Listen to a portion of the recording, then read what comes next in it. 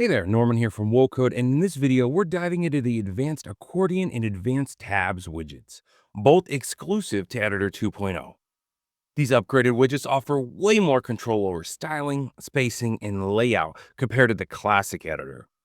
They're great for FAQs, toggled content, or organizing sections into a clean, interactive format, and they look great right out of the box. So to get started with the Advanced Accordion widget, first, open the Widgets panel and drag the Advanced Accordion into your section. Click on any tab to expand it, and you can start customizing right away. And just like a regular column in the editor, you can add other widgets inside, like buttons, photo galleries, videos, even a store product. The possibilities are pretty endless. And to add more items, click the Manage Accordion option, and then click the Add Item button. You can also use the three dots next to each accordion item in the content panel to rename the accordion item, duplicate, and delete it. Next up, the Advanced Tabs widget.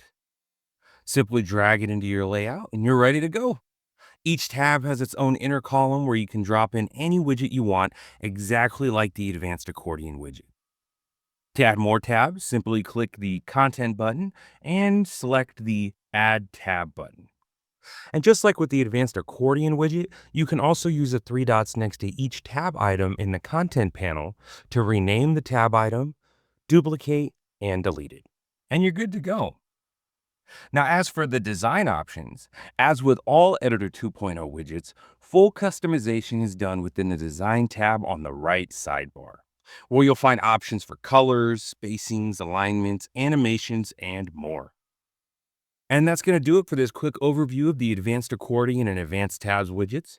I hope it was helpful, and be sure to check out our Editor 2.0 training docs for more information on working with Editor 2.0.